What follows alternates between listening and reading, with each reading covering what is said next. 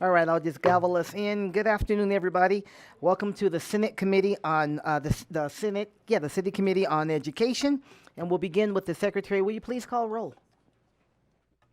Senator Buck, Senator Cruz Crawford, Senator Donate, Senator Dondero Loop, Senator Rogish, Senator Titus, Chair Taylor.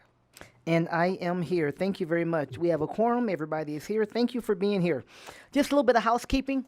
I know we have several here who may not have attended a committee meeting before here in the legislature. We ask everyone, including those of us on the dais, to please silence your cell phones. Any electronic device that you may have, please go ahead and silence those. If you'd like to testify, make sure you sign in at the table by the door. We like everyone to sign in at the table, by the way. But if you'd like to testify, please make sure that you have signed in. And if you have a business card, please go ahead and provide it for our secretary if you have one. And when you are testifying, when you're up here, please make sure you turn your microphone on and then clearly state your name. And if you have an affiliation, then state that as well. And then when you're finished speaking, then please go ahead and turn the microphone off. And every time you speak, for the record, we want to make sure you state your name again. You don't have to spell it again, but certainly we want to make sure that you state it again. Public comment. We will have a public comment period at the end of our meeting.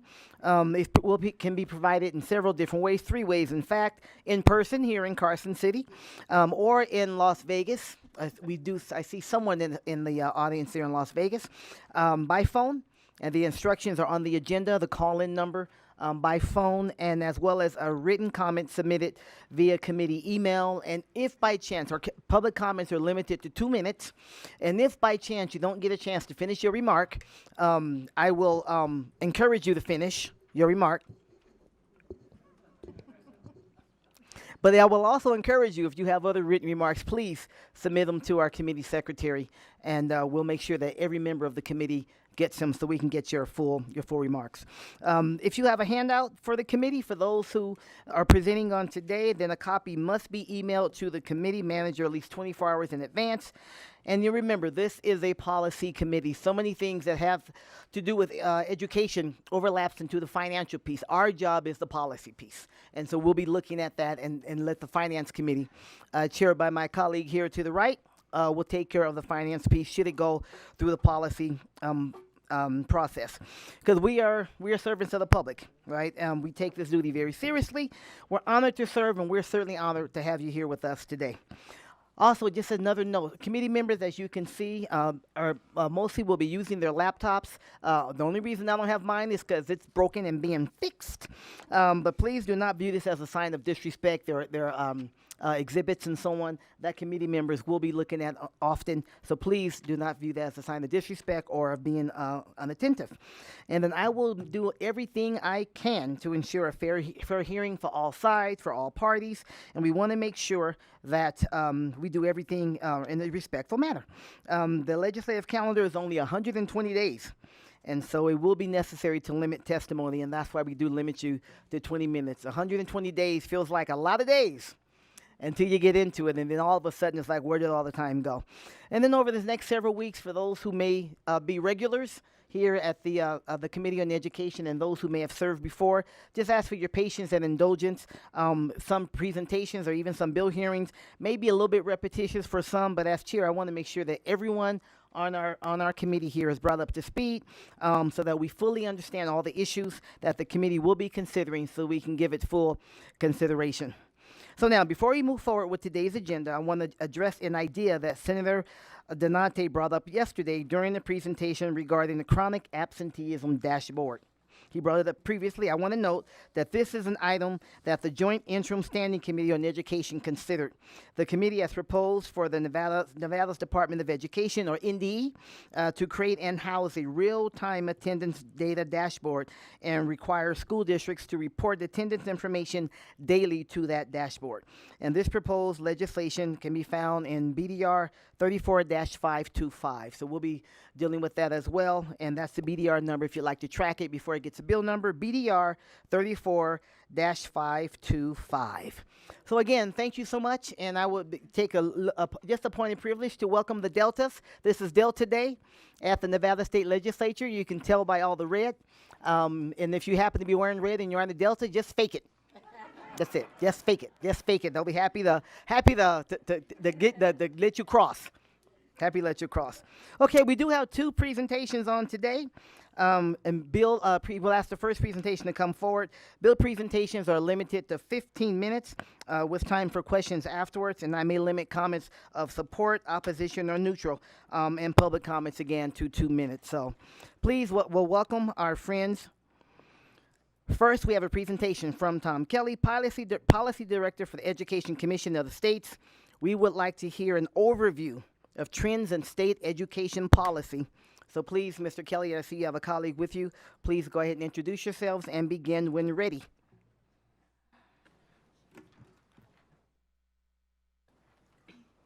Good afternoon, Chair Taylor and committee members. Thank you for the invitation to provide some perspective on the trending education policies we're seeing across the country. My name is Gabriela Rodriguez. I am the state liaison to Nevada from Education Commission of the States. My role is to ensure that you all remain connected to our resources and our supports throughout the year. And so before I turn it over to Tom to provide his overview of trending education policies, I'm going to share a little bit more about ECS for those in the room who might not be familiar about our work. So Education Commission of the States, or ECS, is a national, nonpartisan education policy research organization. It was established in 1965 through the Compact for Education, which was a piece of legislation that was introduced and enacted in all 50 states, Washington, D.C., and the U.S. territories. The Compact declared states' commitment to work and collaborate and share ideas with each other as they navigated policy challenges related to education, and it highlighted the need for an organization that connects state policymakers and supports education policymaking. So our team provides personalized services to help education leaders create effective education policies. We provide factual, nonpartisan information, and our expertise spans across the spectrum from early care and education all the way to post-secondary and the workforce. We are unique in that we serve all education leaders, including governors, chief state school officers, state higher education, executive officers, state board members, and legislators such as yourselves. There are 4 pillars to our work. We have an amazing policy team that is reviewing every piece of introduced education-related legislation around the country and maintains a database with summaries of them all. They're also looking at things like State Department initiatives, governor's initiatives, and works of state boards of education and higher education. They're using all of that information to inform policy reports and 50 state comparisons. And if there's ever a question that you all have that we don't have an immediate policy resource for, one of our unique services is our information request process, where you can email me with a policy question and our team can respond with a written memo, usually within 72 hours. Beyond our research and reports, our team is readily available to discuss policy plans, consult on proposed legislation, and testify at legislative hearings and interim committees. Finally, we convene policymakers across the nation to learn from each other at our convenings. I want to thank Senator Dondera Loop because she is always at our convenings representing Nevada. And our largest event is the ECS National Forum on Education Policy, which brings together over 600 state education policy members for policy sessions and networking opportunities. So this meeting provides attendees firsthand perspectives about how states are addressing important education policy issues, and it's a great way to learn from different role groups. So the 2025 National Forum on Education Policy will be July 9th through the 11th in Salt Lake City, Utah, and I hope many of you can consider joining us. Bless you. Bless you. Ultimately, we know that you're busy. I just wanted to share that ECS is here to be a support to you all throughout the year. And please do not hesitate to reach out to me or Tom if you have any questions. And now I'll turn it over to him so that he can share his overview of national trending topics. Thank you, Chair Taylor, members of the committee, Tom Kiley, Policy Director, Education Commission of the States. It's a delight to be with you this afternoon and to share national trends in education policy. So as Gabriella mentioned, we track policy across the country. We read governors' state of the state addresses. We have conversations with education leaders such as yourselves, which really gives us a unique perspective into what is trending across the country. The top 6 trends that I'll cover in our presentation today are related to teaching, K-12 funding, school choice, post-secondary education, early care and education, as well as career and technical education and workforce development. So as legislators work to strengthen the teacher pipeline, we've seen policies that address these 3 components. First, paid pathways. We've seen a growth in Grow Your Own programs and teacher residencies, as well as apprenticeship programs. Additionally, we've seen an increase in stipends or other means of compensation for student teachers. States have also addressed 3 general areas related to holistic staffing. They've focused on legislation to address teacher working conditions. They've also sought ways to support teacher preparation, and they've sought to provide teachers with professional development, especially in literacy. A primary focus has been on removing licensure-related barriers to entering the profession and ensuring that licensure supports quality teaching. As a means to increase the number of qualified teachers in specific subject areas, states have addressed licensing requirements specific to roles such as career and technical education teachers and special education teachers. Licensure reciprocity was also a primary focus among states. 12 states, in addition to Nevada, have enacted legislation to be part of the Teacher Mobility Compact, which allows teachers to transfer their license across the state lines in participating states.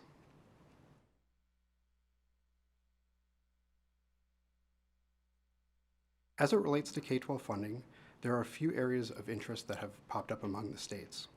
States made changes to base funding formulas. This typically was in a minor tweak to increase the base funding amount to keep pace with inflation. States also made changes to supplemental funds allocated to certain student populations. We saw a fair amount of activity related to special education students and English language learners. And finally, states increased teacher compensation. For example, South Dakota enacted a minimum teacher salary of $45,000 last year.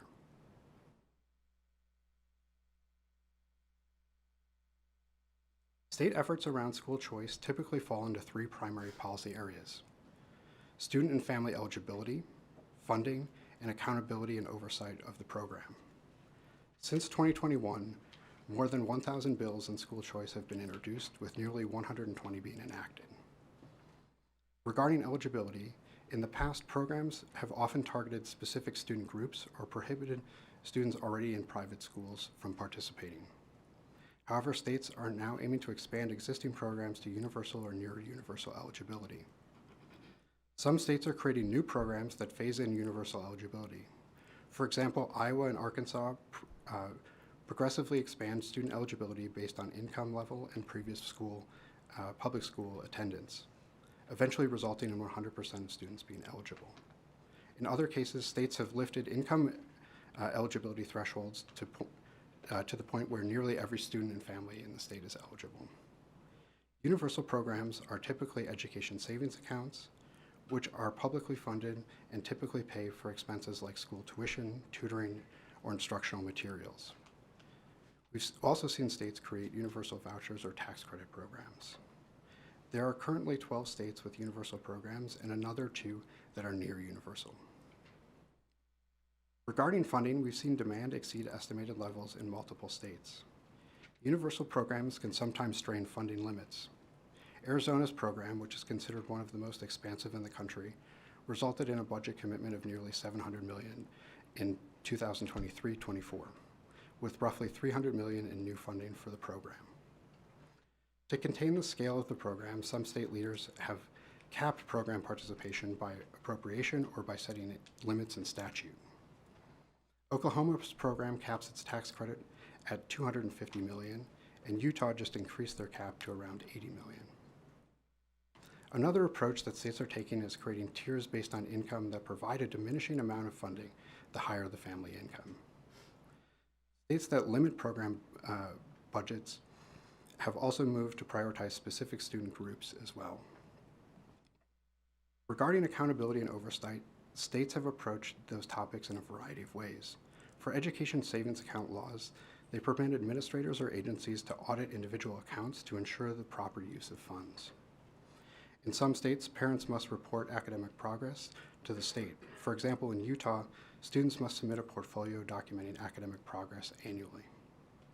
And in Florida, students need to reach a certain attendance threshold to keep participating in their program. School-level accountability provisions address school eligibility to accept voucher students on the front end, and they provide for oversight of schools with voucher students on the back end.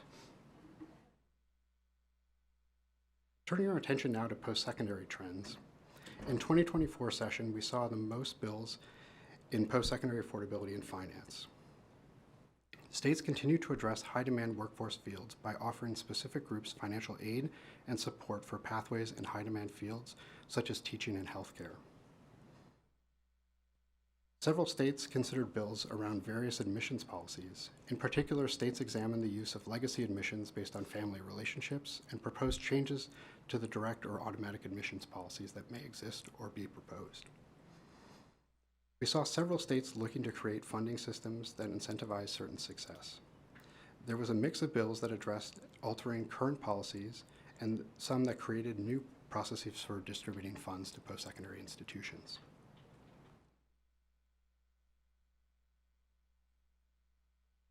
We've seen three trends and emerging themes nationwide in early care and education. The ECE infrastructure is still rebounding from the effects of the COVID-19 pandemic, and states are stepping up to help sustain both the ECE workforce and providers who employ them. States have incentivized workforce entry by improving compensation and creating better career pathways for current and potential ECE workers. They have also removed barriers for providers, provided grants and subsidies, and supported quality improvements. Several states have been working to increase access to early care and education programs and services. States have done this by resetting subsidies and reimbursement rates, reforming zoning regulations that can increase the cost of childcare, and studying their state's unique context to make improvements and efficiencies for their programs. There's also momentum to change how early reading is taught, with many states enacting legislation that requires early reading instruction to focus on evidence-based practices. Strategies include requiring school districts to adopt curriculum aligned with the science of reading and requiring departments to develop guidelines to integrate those principles into teacher preparation programs.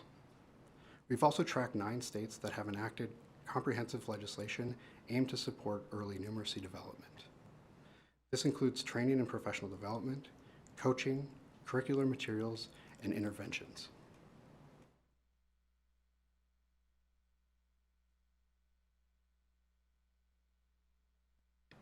Lastly, we've seen 3 trends related to career and technical education and workforce development. As part of an ongoing trend, states enacted legislation that alleviates student debt for those entering specific fields and occupations. The focus is often on high-demand fields within the workforce at the state or regional level. Many states considered and passed legislation focused on supporting pathways that incorporate work-based learning with CTE and classroom learning in both the secondary and post-secondary setting. States also supported the implementation of policies related to work-based learning that require partnerships across agencies and industry partners to support access to work-based learning and pathways to future education and careers. And lastly, states have provided funds to support new and existing programs to increase career and technical education and career-connected pathways. Often there is an emphasis on increasing participation and prioritizing funds for education and training in specific industries within a state as identified as being in high demand. We've also seen activity related to emergence of AI in schools, post-secondary affordability, and student health and wellness. Technology and how it affects students' ability to learn in schools has been a common trend for years. But with technology developing more and the emergence of AI in school settings, states have begun to monitor the emergence closely and continue to discuss the possible health implications and learning implications for students. We've also seen a recent uptick in states banning cell phones in schools. Next, states have continued to invest in grant initiatives and programs that can make post-secondary options more affordable and accessible for all students in the state. And lastly, student health and wellness continues to be a consistent trend in the education space, especially as schools continue to face issues with chronic absenteeism. Thank you again for the opportunity to share this information with you this afternoon. I know I've covered a lot in a short period of time, and at the chair's discretion, we'd be happy to take questions. Thank you so much, Ms. Rodriguez and Mr. Kiley. We appreciate knowing the trends and what are other people doing out there. We do have some questions here from the committee, and I'll first start with Senator Cruz Crawford. Thank you, Chair. Thank you, Tom and Gabriella, for presenting today. I tried to find online and in your report who funds this work. Where does your funding come from? Thank you for your question. This is Gabriela Rodriguez. I think I need to state it every time I speak, right?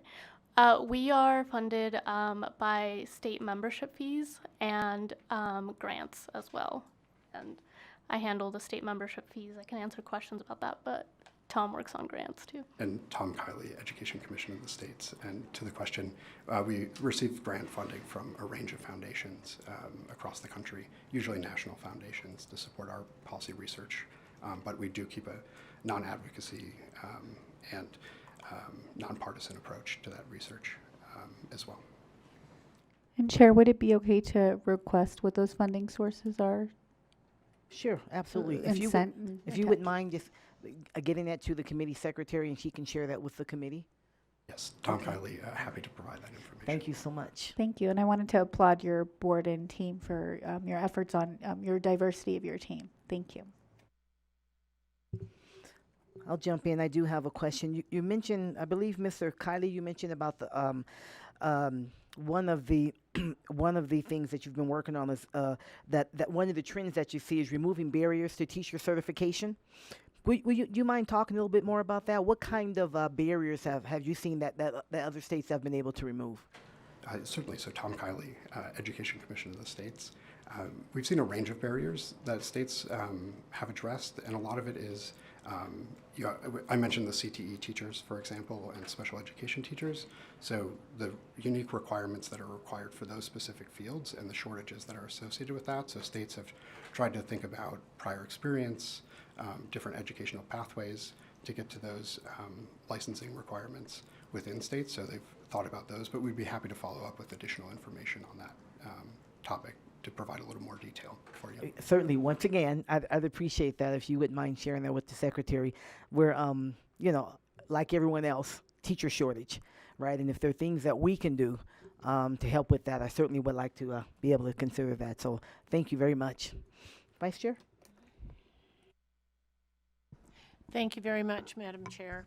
And I would just like to thank Education Commission of the States, because you are a great resource. And many times when I'm just researching a bill, or even a bill is passed, I'll get on and type in a few key words, and I'll get information about other states that are doing those same ideas. And so it's very helpful to find out that Washington State or Utah or Connecticut, it doesn't matter, is doing that, and they have a bill, and it helps with all the research and helps know what to do and what not to do with a bill. So thank you very much for all your information.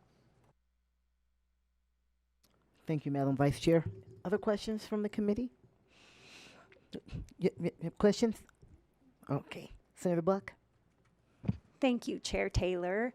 Thank you so much for presenting today. I was wondering if you have any direct correlative data in which states that have implemented the opportunity scholarships in the past 10 years, if there's correlative data to say that their education is like one of the top 10 states in the nation. Are there specific states that have implemented this well? How did they do it? And what did their data inevitably show? So Tom Kiley, Chair Taylor. To Please go. respond. Yeah. Feel free to go direct. Okay, thank you. To your question, I don't have the data on hand, but I'd be happy to look into it after the presentation and follow up with you with more information. Thank you. Also, If I may, just for a moment, would you mind sending that to the secretary, and then that way she can distribute it? Thank you very much. I'm sorry. Go ahead, Senator Buck. thank you, Chair Taylor.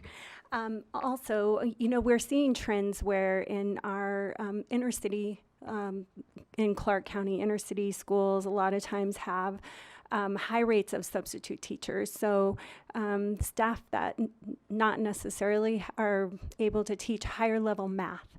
And so right there we see gaps growing and growing and growing between suburbia schools and those children, and then the ones who need the best and the brightest teachers in their classrooms. What are some ways in which states have tackled that to ensure that we have quality teachers in those schools in every single classroom? Tom Kiley, Education Commission of the State. Senator Buck, to your question. I think states are taking a range of actions to recruit and retain high-quality teachers. Part of its compensation. A lot of states have, as I mentioned, thought about working conditions as well for students, or teachers rather, for leave and other aspects. But we can follow up with some more comprehensive state examples and provide that to the Secretary for the committee and you as well. You good, Senator Buck? Good, sir? All right. Thank you so much again, and thank you for your work, and I really applaud your efforts to do this in a way that is nonpartisan, which gets more and more difficult as it seems, but really just to give us the information, what are the trends, what things are working mostly, and that's help that we really, really need. So thank you for making the trip, for being here, and thank you for your work. Absolutely, thank you. You bet. We appreciate it. Thank you all.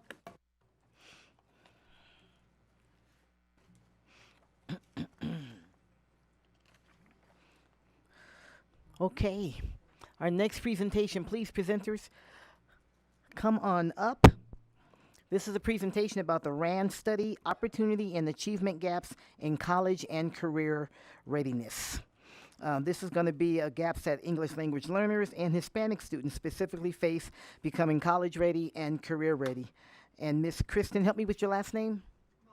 Mulhern, Christine Mulhern, and Mr., and I know you know I need help with your name.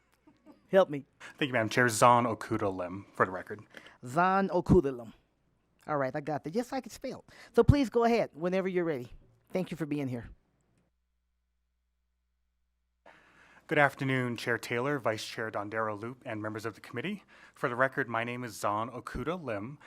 I serve as a member of the Nevada Youth Legislature Board of Directors, but today I have the pleasure of appearing before the committee as an assistant policy researcher at the RAND Corporation, a nonprofit and nonpartisan policy research organization, where I'm also a PhD candidate in policy analysis, where I focus on K-12 education policy.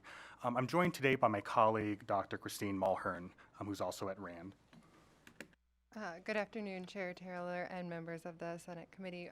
I'm Christine Mulhern. I'm an economist at RAND and a professor at the RAND Graduate School, where I do education policy research and some policy research in other related areas. Thank you, Dr. Mulhern. Again, for the record, Zahn Okuda Lim. And again, thank you, Chair Taylor and members of the committee for the opportunity to present this afternoon. To give you a quick overview of our presentation, we'll begin with a little bit of background information on our study. Then we'll proceed to some of our early findings. And at the end, we'd be happy to take any questions that the chair or committee members might have.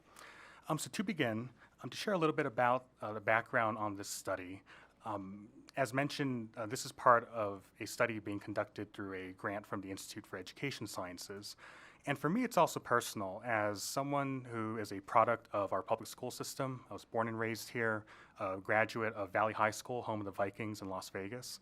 When I started my PhD program at RAND, I was looking for ways to support research that can improve education and support educators and students here at home in Nevada.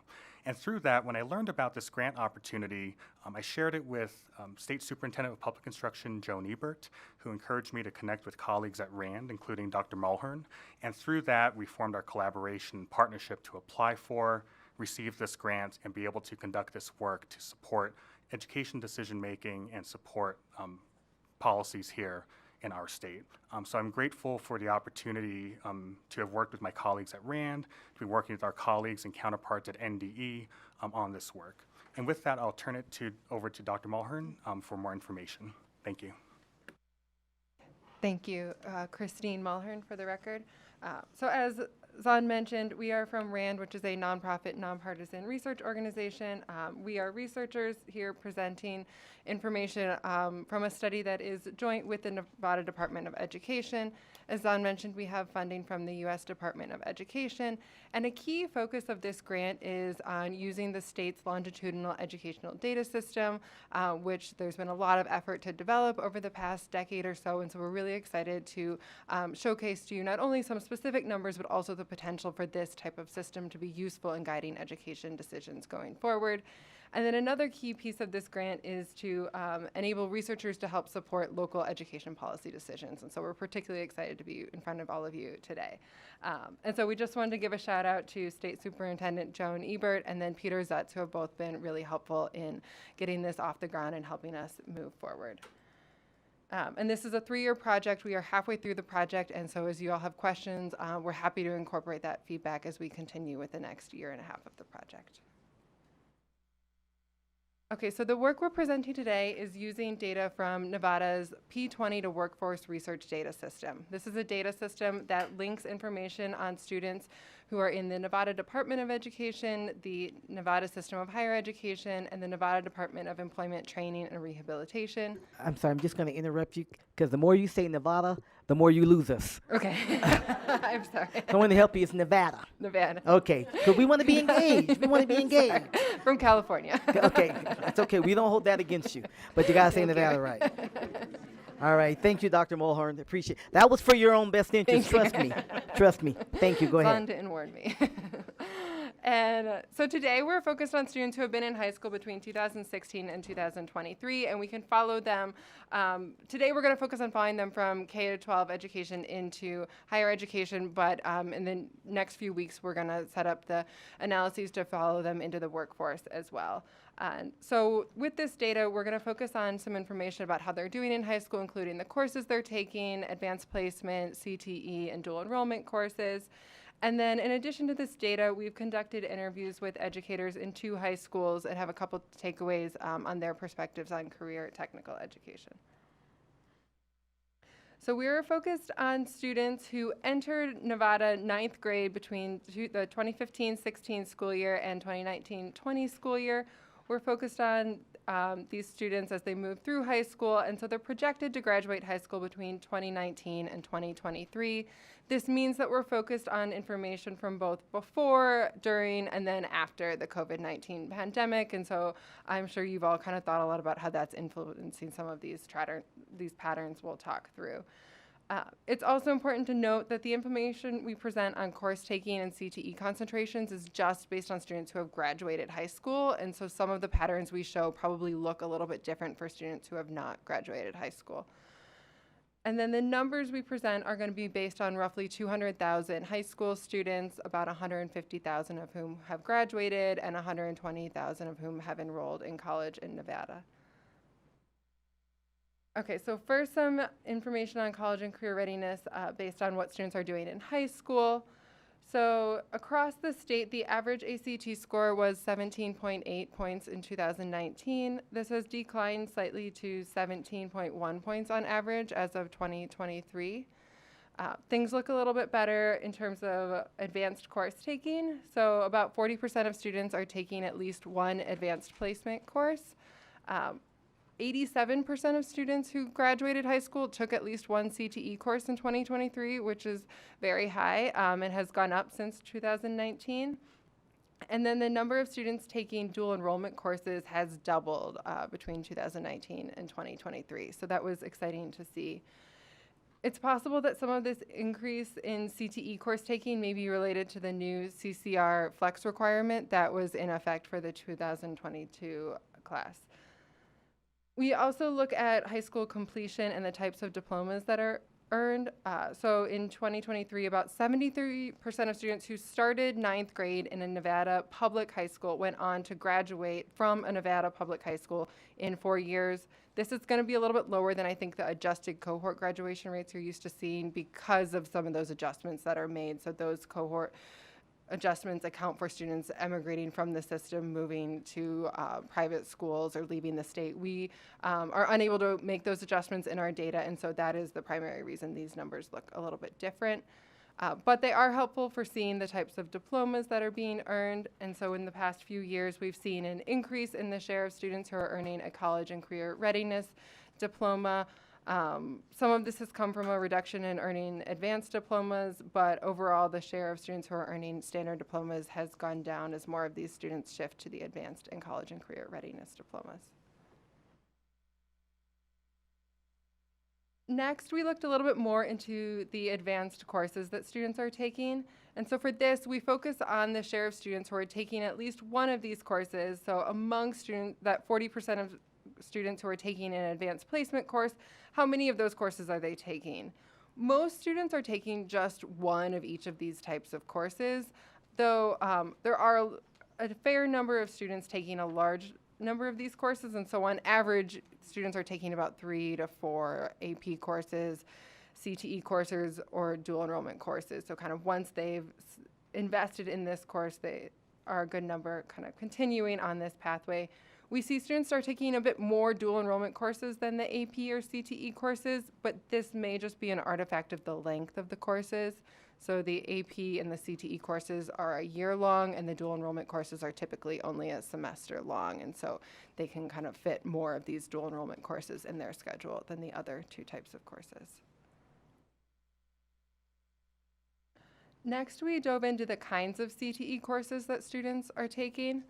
And so for this, we use information on the pathways in which students are concentrating. Students are defined to be a CTE concentrator if they take at least 2 CTE classes in that pathway. The most popular pathways are culinary arts, photography, video production, and graphic design, with some other kind of popular pathways being sports medicine and automotive technology. Approximately 2/3 of students who concentrate in that pathway go on to complete the pathway, so they take all the courses in that pathway, which had been 3 years, is now moving down to 2 years for these pathways. And then about 1/3 to a half of students who complete all of the courses in these pathways actually go on to earn a certificate. In order to earn the certificate, they need to earn a B average in all of the courses they've taken and complete and pass an assessment. And the share of students completing or earning the certificates does vary a good bit across the pathways, with it being about 30% for the culinary arts, but up to 52% for sports medicine.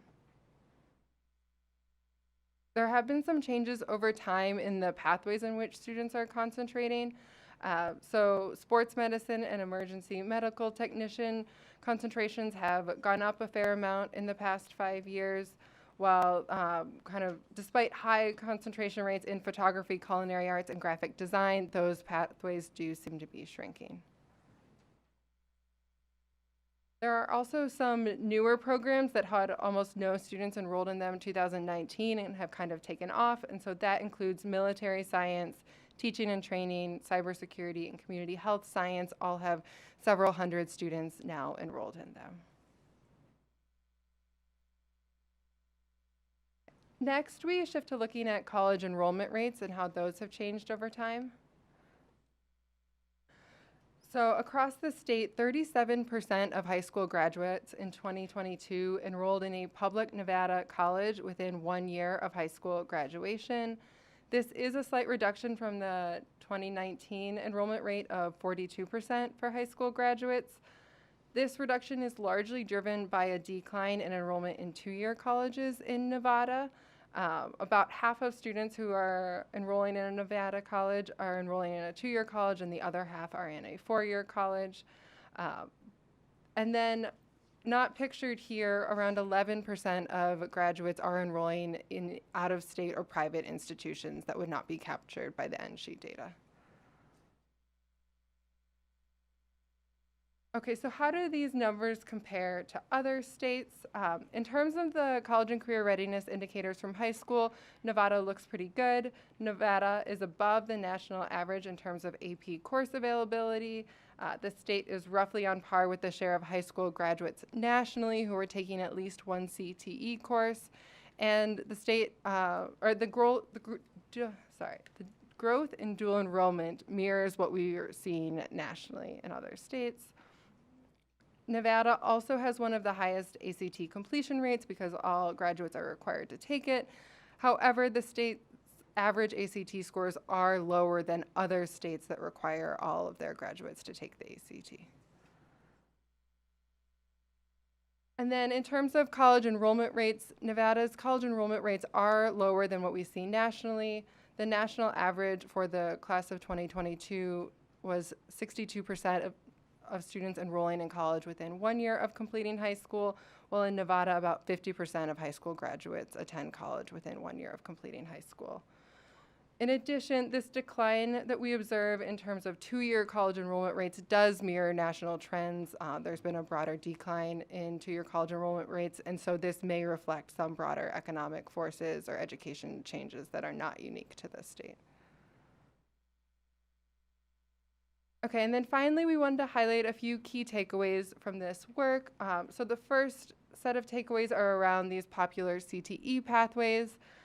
It was encouraging to see that the emerging CTE pathways are in high-wage, high-demand fields such as cybersecurity and health sciences. This enrollment is growing. However, some of the other popular CTE pathways are not necessarily those most aligned with high-wage, high-demand fields. We see a lot of enrollment in these arts-oriented pathways such as video production, photography, and graphic design, and these pathways may not have as strong of labor market outcomes as some of the other CTE fields. While culinary arts is a popular pathway, we recognize that in Nevada it may be aligned with more high-demand jobs than in some other states. It's also possible that this enrollment in arts-oriented pathway is driven by instructor availability or student interest. One of the next steps in our research is to dive into a little bit more the reasons for enrollment in some of these pathways. Are they what schools are able to offer because they have the instructors to staff these courses? Are they the ones that students are most interested in taking, or kind of what are some of the driving forces behind enrollment in different types of pathways? But it is also encouraging that some of the other popular pathways, such as automotive technologies and computer science, are likely to lead to high-wage jobs, and we're looking forward to linking this information up with the employment and wage data to really see how students are doing in the labor market when they complete these pathways. And then the other thing we wanted to highlight was the discrepancy between CTE completions and certifications. The state has a very high share of students taking at least one CTE course. While there are many students who are taking 1 or 2 CTE courses who do not complete the pathway, this may be related to kind of getting more students into the CTE pathway, the broad requirement to take some of these courses. What we kind of really wanted to focus on was this discrepancy between completing the pathway and earning a certificate. Fewer than half of students who complete all of this coursework are still not earning that certificate for participating in the pathway. As I mentioned, this might be related to the grades that they're earning, but it can also be related to the certification test that they need to take at the end if they want to earn a certificate. In the interviews we conducted with educators in 2 high schools, 2 things emerged around this. So one, some educators noted that some of these assessments are aligned with outdated technologies, and they're facing a trade-off between teaching students the technologies they need to pass the certification versus the technologies they need to get a job in this particular field, and that they were kind of struggling with those tensions. And then few other educators noted that some of the tests are still aligned with the three-year pathway standards, despite all of the pathways now being shifted to 2-year programs. And so there's some content that's no longer covered in the 2-year versions of these pathways that is still appearing on the certification tests. And so, as I mentioned, we're still continuing this work. We're excited to hear any questions you have about this. Just a few notes on what we have left. We plan to examine the employment and wage outcomes, particularly for the CTE pathways. We are going to look at how shortening the CTE programs from 3 years to 2 years is influencing the types of pathways that students are enrolling in. And trying to understand some of the reasons why some of these pathways are more popular than others, and whether that's driven by student interest or instructor availability. And then we have a little bit more work to do summarizing our interviews with the high school CTE educators. So thank you very much, Chair Taylor, and we're excited to answer any questions that you all may have. Well, thank you very much. That was a lot of good information in a short period of time. I'm going to look to the committee and Senator Cruz Crawford, see if there are any questions for anyone. Please. Hello. Thank you so much for presenting, Zon and Christine. Zon and I have worked together through the Executive Leadership Academy, so it's good to see you, Zon. I could nerd out about this all day long. This is the pathway to upward mobility for every single one of our students. And so you hit the nail on the head about I've been going into the CTE coursework and figuring out why we provide certain programs at certain schools. And a lot of it is, when I talk to principals, due to their staffing, right? And so what they have available. And we still have those classes that we stick those kids in that we feel like do not have a pathway to a college and career. And so I really think focusing our time and efforts on that will help our students.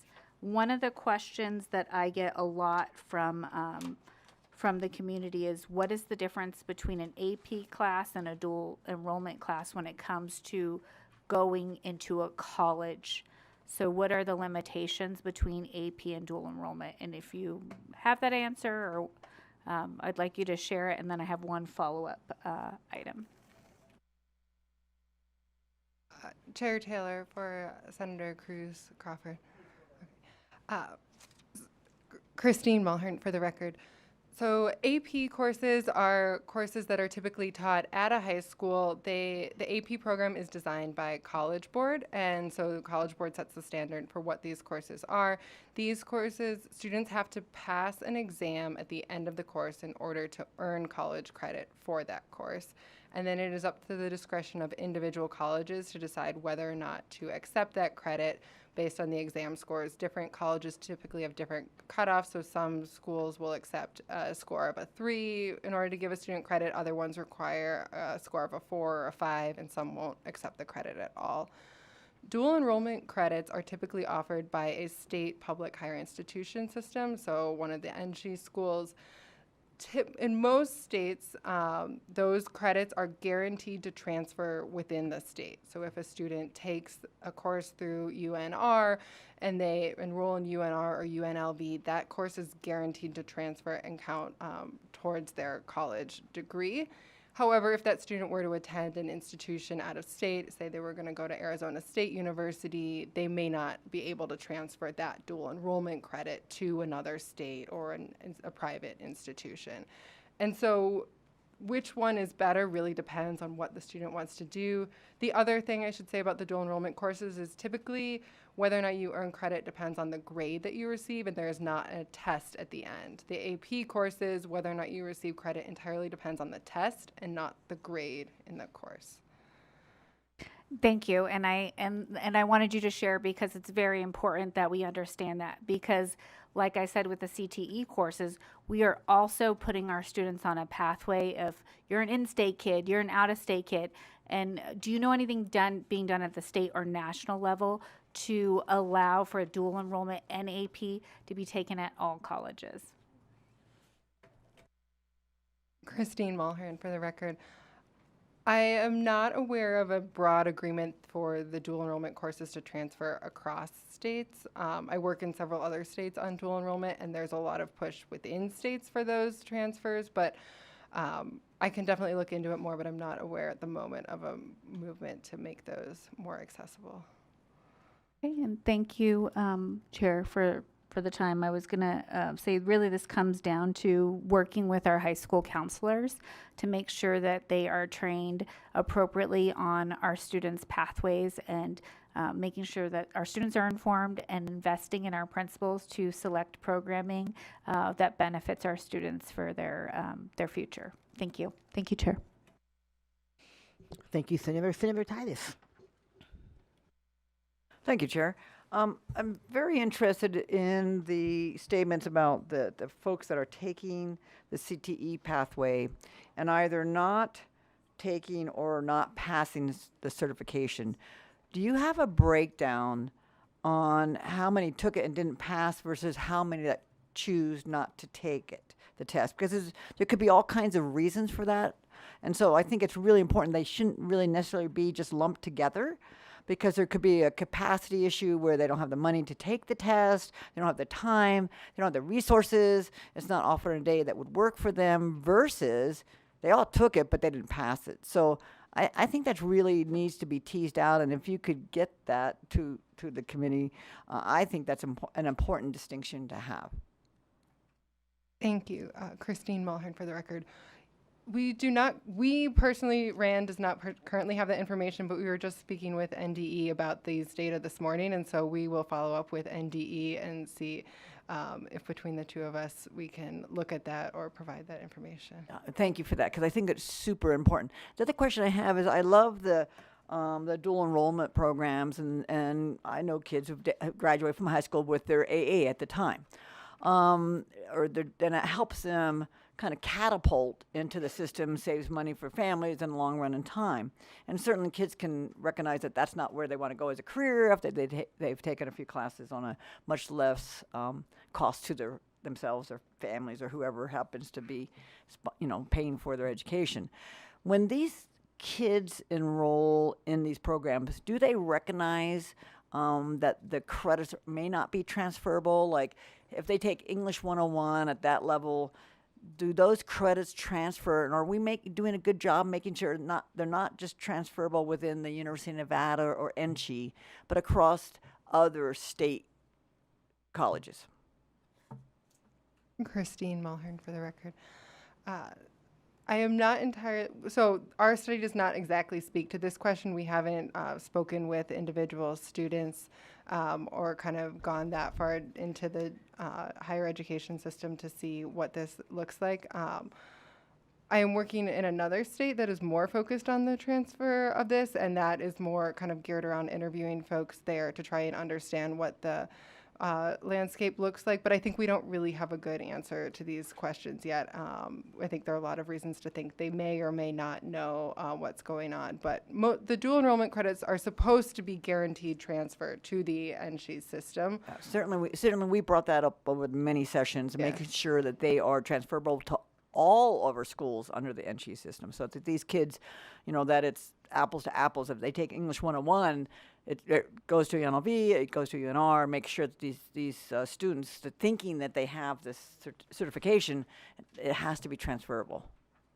Christine Mulhern, right. And so we don't, unfortunately, know what students are thinking. I think so far we haven't engaged directly with students. We have student level data, but we can't see. Right, and I understand, and if I might continue on this, Madam Chair, I understand that you don't know necessarily what students are thinking. They are obviously still young folks, and I don't know what my grandkids are thinking at all half the time.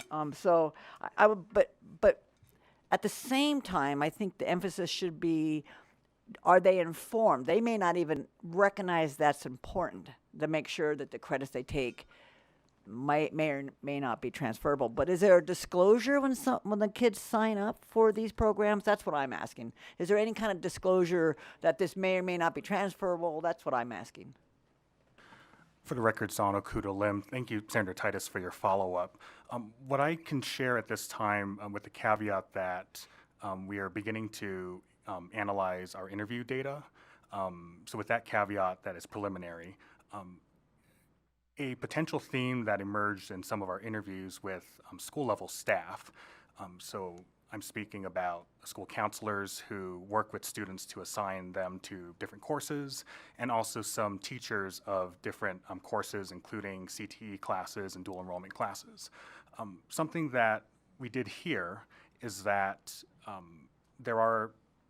that these educators do make clear in speaking with their students what the different pathways might entail.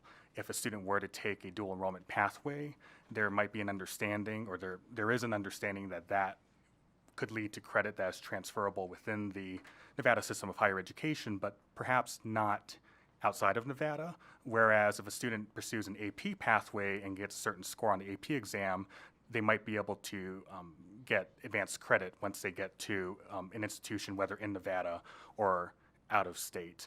Another theme that we had heard in some of our interviews was around students who know that they want to stay in state, purposefully pursuing a dual enrollment pathway so that they can, to your point earlier, earn their credits, perhaps receive their associate's degree before they graduate from high school, or have enough credits to be at that point, and then know that they're on a pathway to have that advanced standing once they go to a 2-year or 4-year institution in our state. Thank Great. you. Thank you for that, Madam Chair. I just want to make sure students are informed at the time, because they, if you don't know the subject matter, it's hard to ask the questions. So these students may or may not even consider that. Want to make sure on the front end they're being informed. Thank you. Thank you, Madam Chair. Thank you, Senator Titus. Madam Chair, Madam Vice Chair. Thank you very much. And I think in reference to several of the comments today, I think the important piece here is that because they have that 2-year AA degree, let's just say, it does not mean when they go to college it's only going to take them 2 years. So there's one of the very biggest pieces of misinformation that I think kids receive.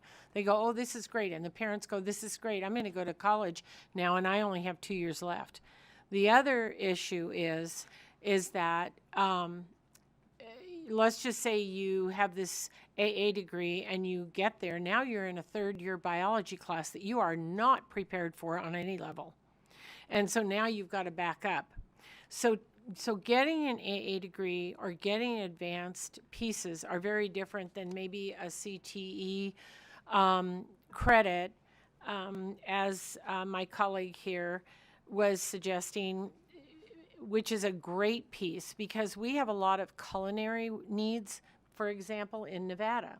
So when these students take their culinary credits, those are very different than if I want to be an orthodontist, for example. So I think that the counselors are really important here, but I think the information to the parents and the students is very important because, like I said, the biggest misinformation piece is, oh yeah, I've got this now, it's only going to take me 2 years. And that is not what happens. So I am a CTE person. I think it's a fabulous thing for kids to do. If nothing else, it gives them the ability to almost practice their work ethic and in a very different way than just studying. So I've done lots of meetings at schools, for example, where students have come in and prepared food for us or done other things, given nursing presentations, whatever it is. And they're really great. Southeast Career and Tech in Las Vegas has a great carpentry piece. So, I mean, I could go on and on about the CTE, but I think that it's for fairness of the students and the parents, I think that we need to have some accurate information on the front side of that. So thank you very much for both of you for being here. Thank you, Senator Dondero Loop. Senator Rogich. Thank you, Chair. Thank you for your presentation. With regard to the dual enrollment program, what is the cost per credit for a student's family? So for instance, in Utah, they charge $5 per credit for a dual enrollment. Christine Mulhern for the record. We do not have that exact information. Sounds like Senator Cruz Crawford I has was that going to say, Senator information. Cruz Thank you. Crawford, you can provide that. Yeah, so for a class, a high school class with a high school teacher teaching it for college credit dual enrollment, concurrent enrollment, it was $100 and now it's going to be $125 this next year. Assemblywoman Torres is carrying a bill to fund that in the assembly. Thank you. Thank you for that response, Senator Cruz Crawford. Senator Buck, and then Senator Donante. Thank you, Chair Taylor. I've seen myself that not all AP programs are created equally. Not all dual enrollment programs are created equally.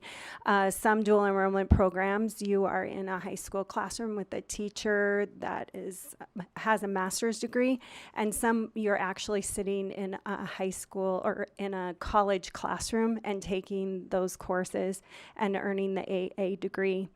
My question goes with the ASVAB. Do we give the ASVAB so that way students kind of are enlightened to maybe where their strengths are, and as far as any exposure to the different fields that are out there? Do we have a top 10 careers that are hiring that we could make sure that students are greater exposed to these various careers in which they could potentially go into, as opposed to getting a degree that would not end up in a position or a job that they can further themselves and their families? Christine Mulhern, for the record. I am not aware of whether students take the ASVAB. I believe Owen does publish lists of high wage, high demand careers in the state, and that there might be some variation across regions of the state and over time. And so that information exists. I'm not sure that information is in the hands of students or even counselors, but there is data out there showing what those careers are if we want to direct students to them. One of my biggest frustrations with many of the school systems are that oftentimes magnet schools take great students because they have to apply right to a magnet school, and then the comprehensive school are oftentimes left with students that need, maybe more career, more attention, more ASVAB, more career or remedial attention. And so looking maybe more at that.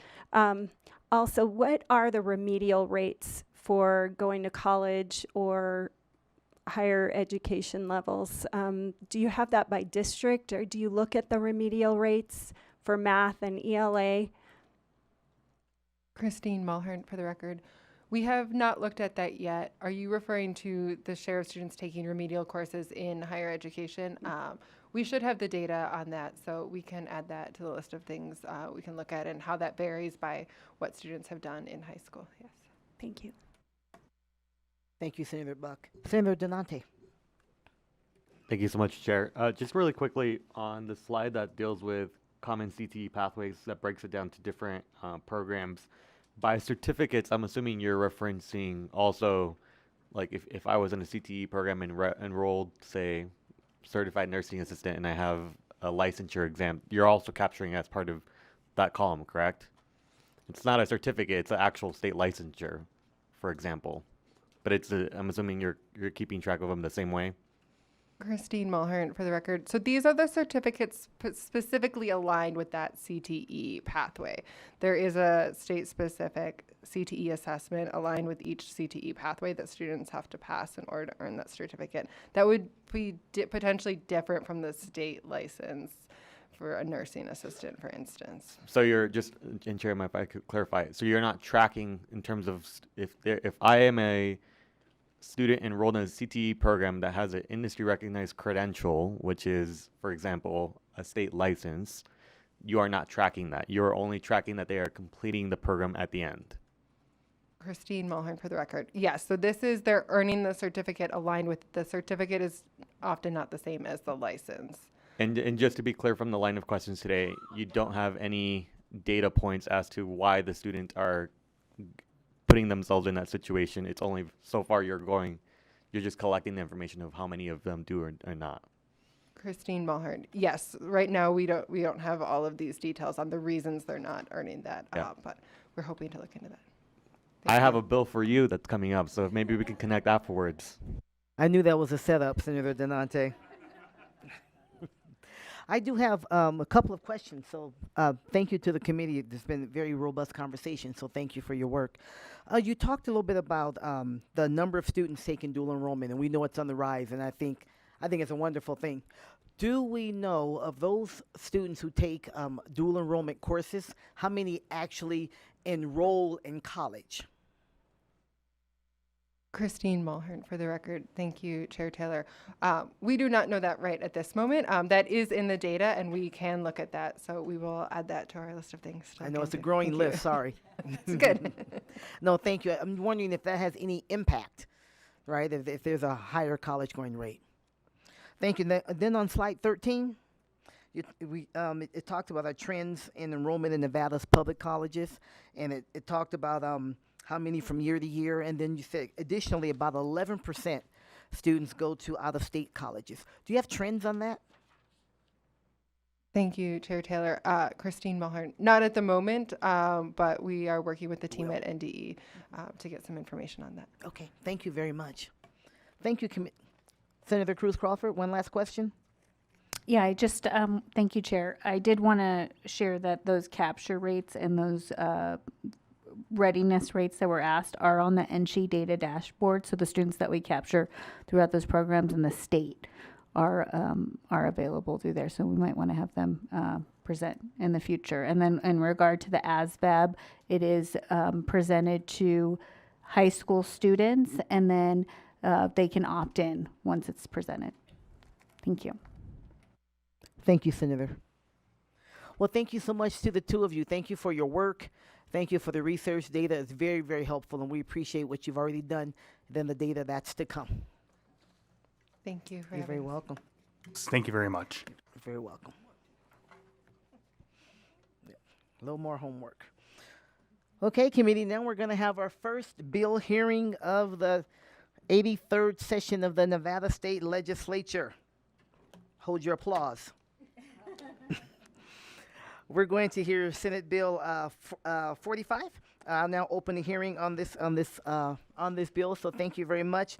This bill revises provisions related to educational programs, and we will just turn it over to you and we begin your presentation when you're ready. NDE, Nevada Department of Education, please. Good afternoon, Chair Taylor and distinguished senators. My name is Christian McGill from the Nevada Department of Education, and with me in Las Vegas is my colleague, Director Anna Reynolds. She is our newest Correlio Director over CTE, and so we are really excited to welcome her. So this bill is really short and to the point. It has two main sections, 1 and 2. The first section looks at how we fund CTE, and as you heard today, there are a few issues to tighten up around that, so we're hoping that this one will help. And then also it looks at reporting in the second session. So let's start with the first one. The current status. Nevada law currently calculates funding allocations for career and technical education based on the number of students enrolled in programs of career and technical education. This method includes all students taking CTE courses within a program of study based on October 1 enrollment from the previous year. The problem is that with the current formula for awarding grants under NRS 388.395, it relies on the proportion of students enrolled in CTE programs. This method does not fully reflect the value or the cost of offering advanced CTE courses, which are critical for preparing students for high-demand careers. Specifically, advanced CTE courses, such as those offering industry-recognized credentials, dual credit courses, and work-based learning, require significant resources to administer and are more expensive to offer. However, the current funding model does not adequately address those increased costs and therefore does not promote in depth a course of study. So what we're proposing, which I'll talk a little bit next, is moving from an inch deep and a mile wide to a more in-depth funding proposal.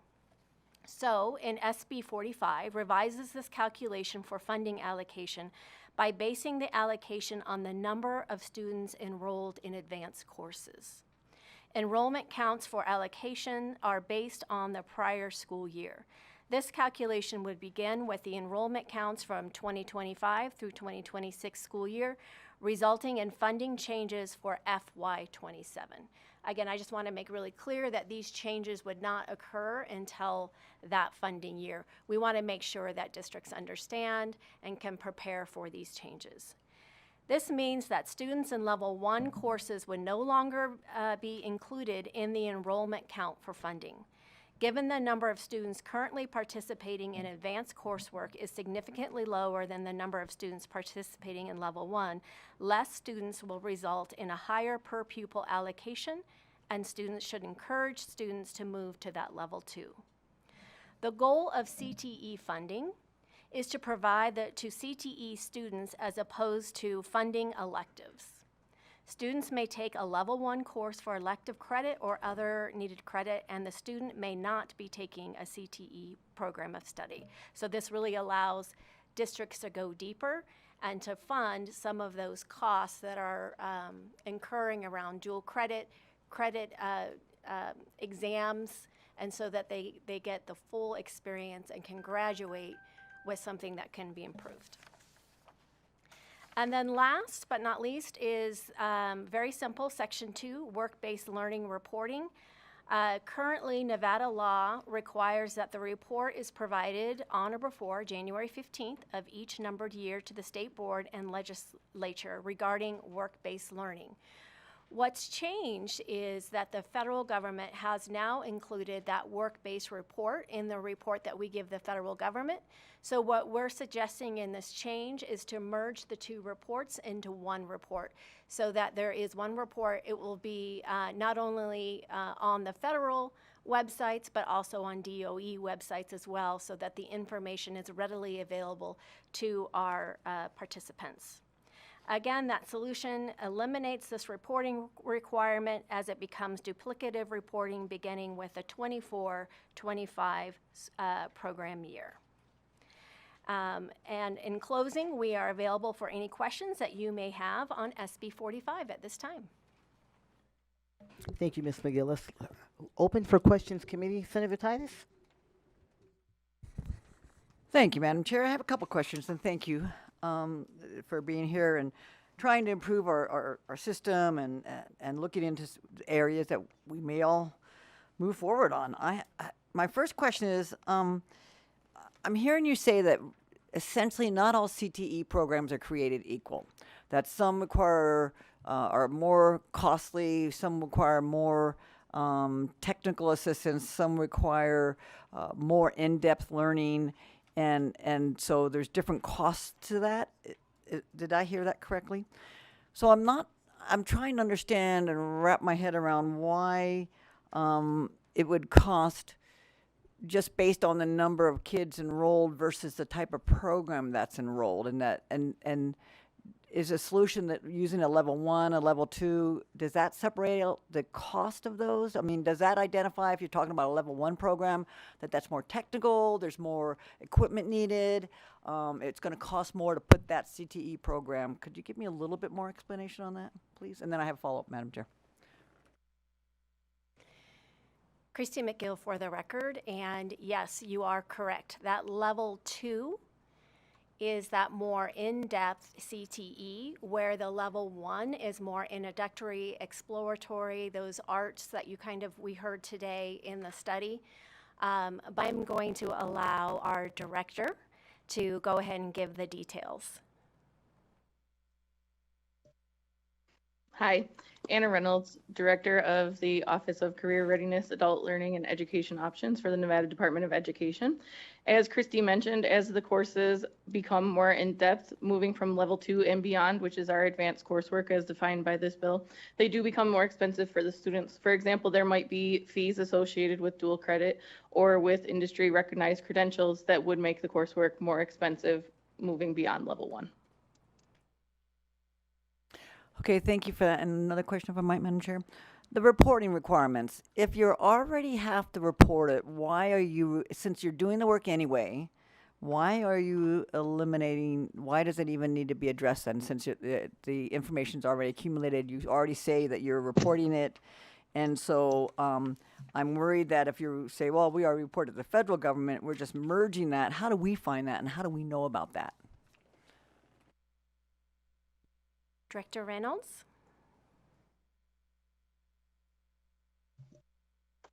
Anna Reynolds for the record.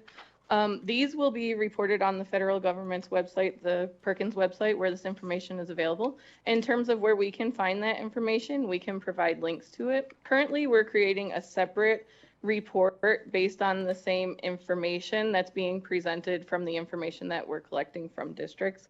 This separate report is formatted slightly differently. However, our CAR report already provides this information and it will be posted to the website.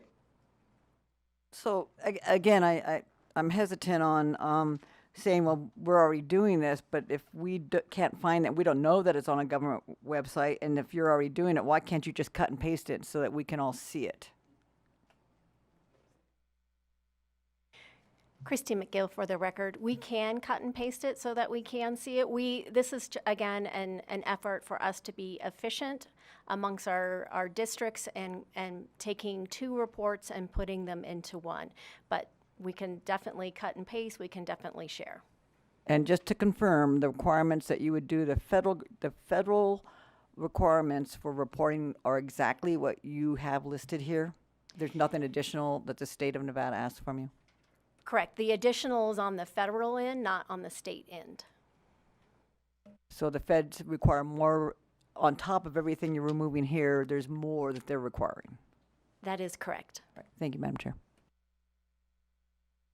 Thank you, Senator. Usually I hold my questions to last, but I'm going to piggyback on something that you said, and then we'll go back to the committee for other questions. When we look at the number of students, the report that you have to do, right, the number of students who participate in the learning program and so on, reported to the feds. You got to one question before I did in terms of how will we get that, and if you don't have to do a whole new report, but if you can still get it to us, that would be great. But I want to express specific concern about paragraph A of subsection 6, because that requires that information to be disaggregated. Okay, based upon the whole bunch of characteristics, as you know. Is that included in the federal report as well? Director Reynolds? Anna Reynolds for the record. Yes, the data is disaggregated at the federal level. There's special populations identified for Perkins reporting. And while the data may be collected at the secondary level, it can be displayed in the Perkins portal. Our special populations refer to individuals with disabilities, individuals from economically disadvantaged families, including low-income youth and adults, individuals preparing for non-traditional fields, single parents, including single pregnant women, out-of-workforce individuals, English learners, homeless individuals, youth who are in and aged out of the foster care system, and youth with a parent who is a member of the armed forces and is on active duty.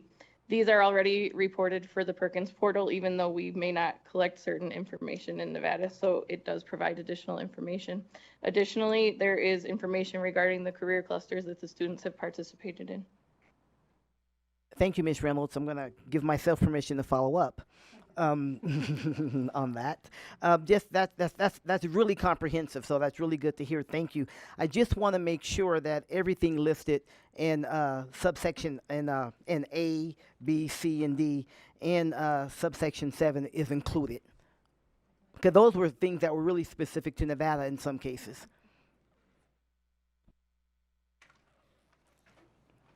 You'll forgive me, the button on this one is pressing not real great. It's like, been there, been Anna there. Reynolds for the record. Yeah, I press it and it doesn't go. Anna Reynolds for the record. And yes, the information required by the Nevada report is collected in the Perkins report going forward. Thank you very much, Ms. Reynolds. Other questions from the committee? Okay, I'll go with my second question.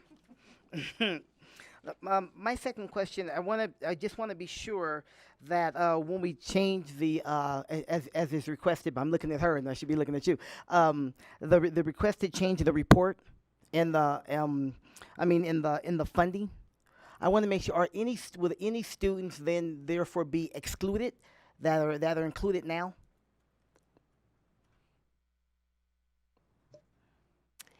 Director Reynolds, do you want to go ahead and start? Sure. Anna Reynolds for the record. The students that would not be included are the students that are taking the level 1 courses, which are included now. However, with the removal of that, it will change the per pupil allocation based on the number of students that are taking the advanced coursework. Districts are encouraged to make sure that beginning with next year, their students continue within the pathway and move on to level 2 courses to ensure that their funding remains the same.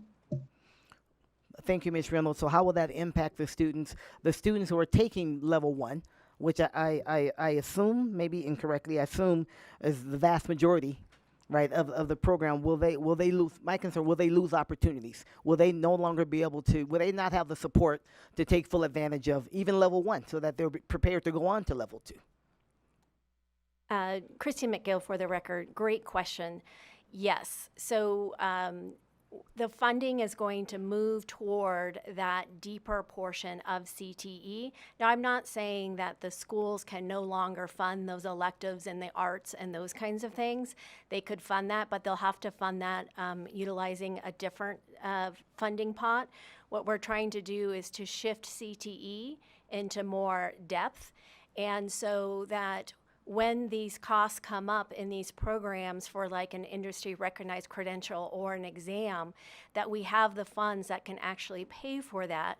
And so that student is ready to graduate with a differentiated, not only with their diploma, but with that industry recognized credential. So it is a change from moving from that, inch deep, mile wide to a more focused, more in-depth CTE program, which the Perkins money and what we believe is the focus of CTE. So moving away from the electives to a more in-depth. Thank you, Ms. McGill. If you would, I'm concerned about the students who won't have the support. You probably have, and if don't, I'd certainly like for you to get it so we can share it with the committee. What students are they? Who will not have that support? Just want to make sure that we aren't leaving students behind. Agreed. And Director Reynolds, is there anything that you wanted to add that I left out?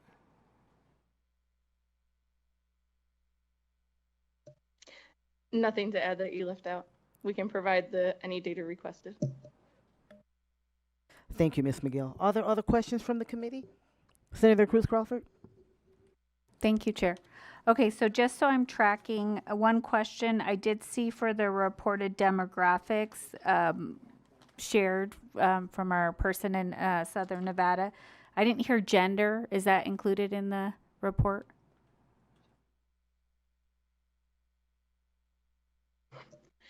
The information provided was regarding our special populations. Anna Reynolds for the record. And yes, we can disaggregate that by gender. Okay, I'd like that included. And then it's tracking for me as an educator. What I'm hearing is that those basic level 1 classes that you might take your freshman year, like we have a teaching and learning program that everybody goes in, that's paid for with our general pot money. As we go higher in those technical fields, they're more expensive. And so we're using, like I host 25 student teachers for Rancho High School. In their senior year, they come to my school and student teach, and there's a cost associated with that transportation, that additional time. So what we're doing is leveling out like those cheaper classes played with the general pots of money, and then putting that specialized Perkins loans in those more technical ones. Usually you do an introductory class, right? And then they go in. So that's tracking for me. So I appreciate this. It simplifies, spoke to a few trusted friends, and it's tracking. So thank you.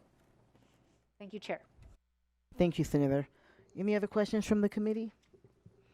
Okay, I think that's all. Thank you very much, and we just look forward to that information when you have it. You know the routine. Get it to the secretary, she'll get it to us. Okay, no other questions. So now we'll hear testimony in support of Senate Bill 45. If there's anyone here in Carson City, please come forward and take one of the seats in front of us. Okay, great. And we ask you just to limit yourself to 2 minutes and please state and spell your name for the record. Thank you. Go right ahead. Hi, thank you, and good afternoon, Madam Chair and members of the Senate Committee on Education. For the record, my name is Trevor Parrish, and I'm the Manager of Government Affairs for the Vegas Chamber. The Chamber is in support of SB 45 because of the importance that career and technical education and dual enrollment has in a student's academic achievement. Education quality has a direct correlation to the strength of Nevada's workforce, and there are few better ways to prepare our students than to allow them to participate in work-based learning programs, giving them the opportunity to learn applicable skills and direct knowledge of various industries. SB 45 helps to streamline the process for schools and school districts to implement these learning programs and further help achieve our education system's goal of adequately educating our students. Thank you for your time and consideration of SB 45. Thank you, Mr. Parrish. Please go right ahead. For the record, my name is Susan Keema, K-E-E-M-A. I am the Executive Director for the Nevada Association of School Superintendents.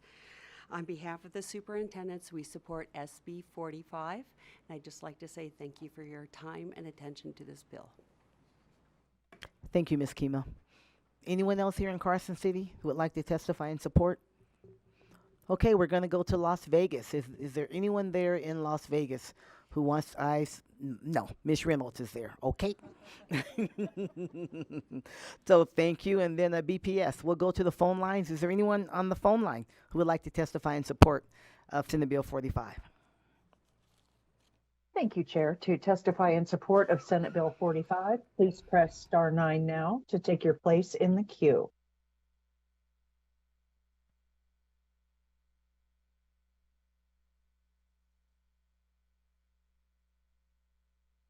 Chair, the public line is open and working, but we have no support callers at this time.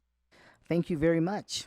So now we'll go to anyone who would like to testify in opposition to Senate Bill 45. Please take the seats. Seeing no one here in Carson City and still seeing just Ms. Reynolds in Las Vegas, we will go to the phone lines. BPS, is there anyone online to testify in opposition to Senate Bill 45? Thank you, Chair. To testify in opposition to Senate Bill 45, please press star 9 now to take your place in the queue.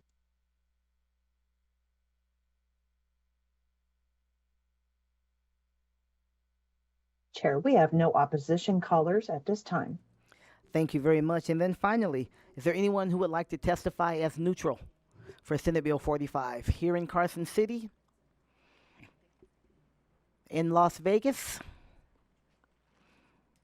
Still no one there but Ms. Reynolds. And then we'll go to the phone lines. BPS, anyone who would like to testify neutral? Thank you, Chair. To testify in neutral on Senate Bill 45, please press star 9 now to take your place in the queue.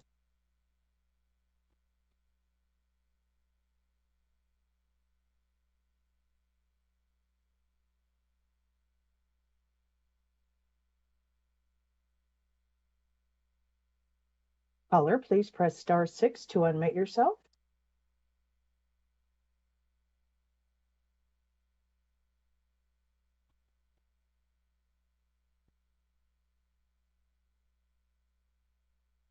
Caller, you're unmuted. Please proceed. Madam Chair, Vice Chair Dondera Loop, members of the Senate Education Committee, my name is Craig Situhi, C-R-A-I-G, S-T-A-T-U-C-K-I. Sorry, I wasn't quick enough on the star 6 for in support. I submitted my public comment in support of this bill previously, but based on the questions that were being raised, I just want to provide some technical assistance. Just generally, as many of you know, I served as the previous director of the Office of Career Readiness, Adult Learning and Education Options. I believe the intent of this bill is not to exclude students from funding, however, recalculate the funding based on the number of students who are taking advanced coursework, and students who are in the level 1 class or the entry-level classes would still have access to the equipment, the staff, the instructional materials that come with those CTE funds, just that the allocation, the way that the formula is recalculated would be based on advanced coursework and beyond. So that's just my general technical assistance on that. Thank you very much for your time. Appreciate it. Thank you, caller, and we'll make sure Secretary count that as in support. As in support, he wasn't able to get on in time. Okay, that concludes the hearing on Senate Bill 45, and now we will move on to public comment. Is there anyone here in Carson City who would like to make public comment? Please come forward and sit at the dais.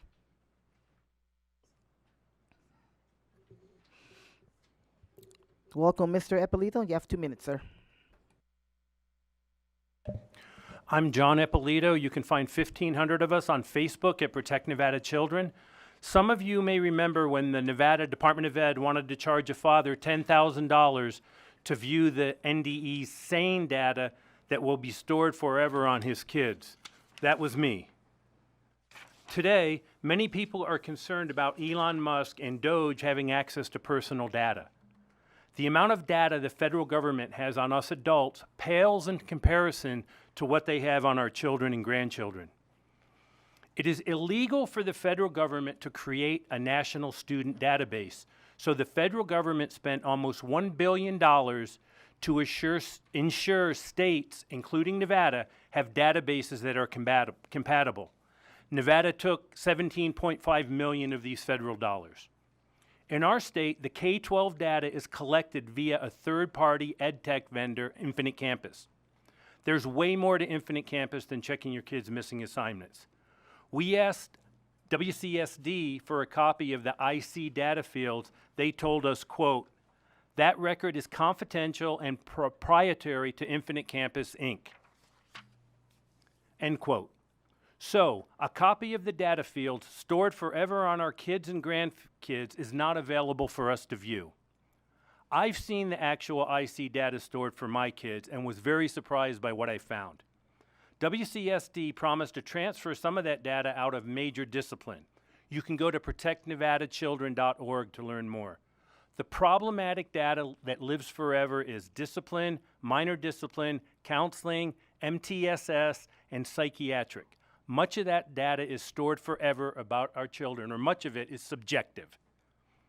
I had the spouse of a WCSD psychologist let me know she was upset, or the psychologist was upset that she had to enter sensitive psychiatric data on students in Infinite Campus because they know it's not protected by HIPAA. Mr. Eppolito, You are the only ones sir, in Nevada who can your help 2 us minutes are protect up, the sir. future of Nevada students. Mr. Thank you very Eppolito, much. Thank you very much. Appreciate it.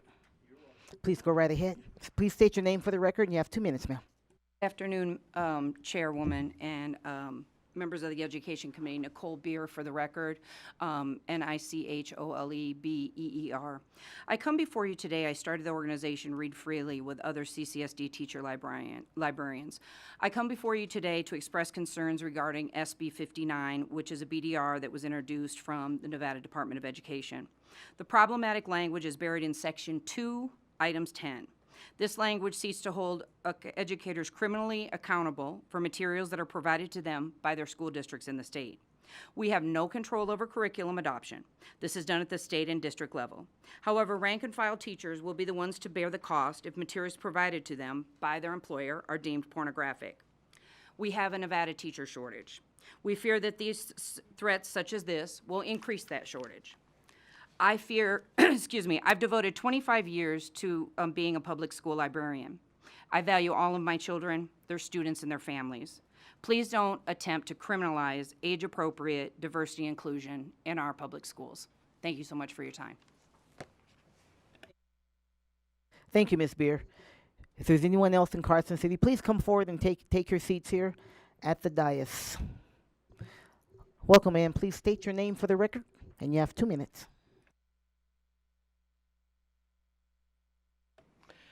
My name is Robin Carpenter, ROBINCARPENTER.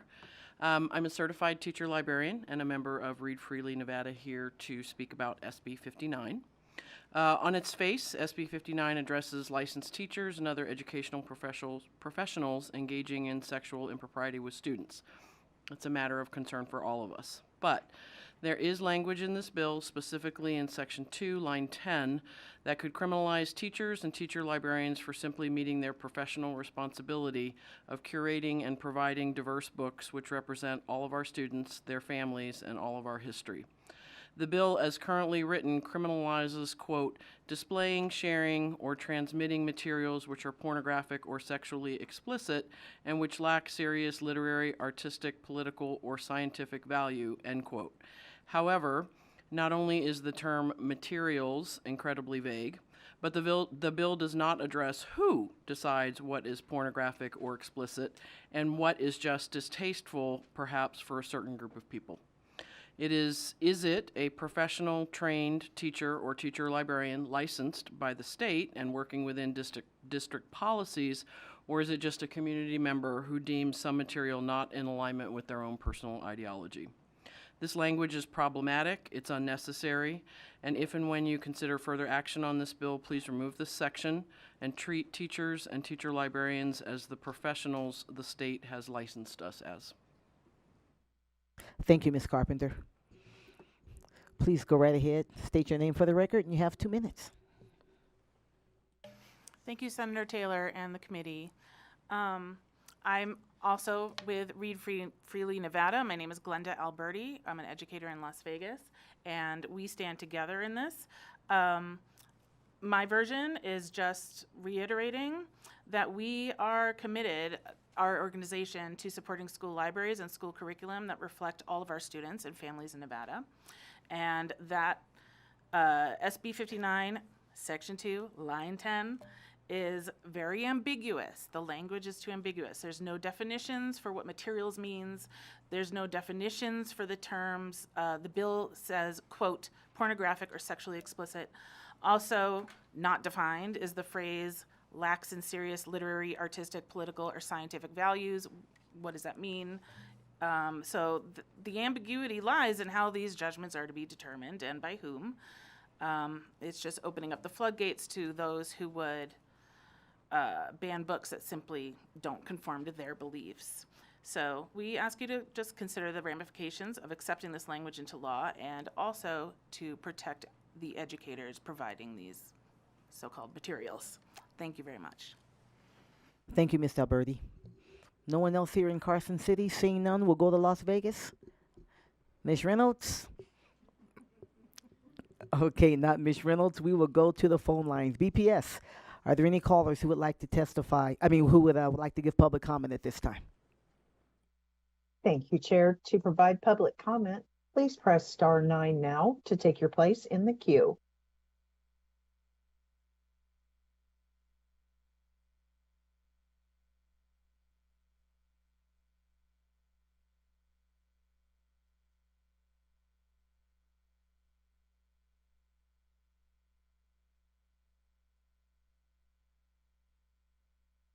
Caller, please press *6 to unmute yourself.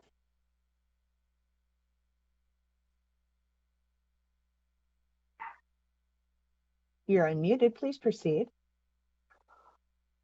Thank you, Chair Taylor, Vice Chair Dondera Loop, members of the Education Committee. My name is Craig Stucki, C-R-A-I-G, S-T-A-T-U-C-K-I. I want to first say I really appreciate the work the RAND Group is doing, and I look forward to seeing the final future report. I did have the opportunity to work with them when I worked with the Department of Education on really looking at the state and how we can improve our CTE programs. I do appreciate the work they did in their presentation today. I just hope that as they present going forward, that the RAND Group really focuses in on the core technical education programs that are still currently offered within the state of Nevada, and have that emphasis on those high skill, high wage, in demand occupations and career pathways that the department has been emphasizing with its community partners and its post-secondary institutions. Thank you for this time today. I appreciate it. Thank you so much, caller. We appreciate that. BPS, is there anyone else who would like to give public comment at this time? Chair, we have one additional Good caller, afternoon, and you Chair are Taylor. unmuted. Can you guys hear me okay? Please, yes, go ahead. Good afternoon, Chair Taylor and Vice Chair Dondera Loop and the hardworking educated committee. My name is Dora Martinez, and I am the member of the Nevada Peer Action Coalition. And my concern with the bill that's been talking about is, what if there's a student who is visually impaired or low vision who would need it adaptive graphic, and we know we can't see, so it has to be tactile. So I hope when this bill come before y'all, that you guys will keep that in mind for teaching the students who are visually impaired or low vision. Just also one more thing regarding the dual credit. My daughter is taking 102. She didn't know it's not transferable outside, so now she's going to go to UNR.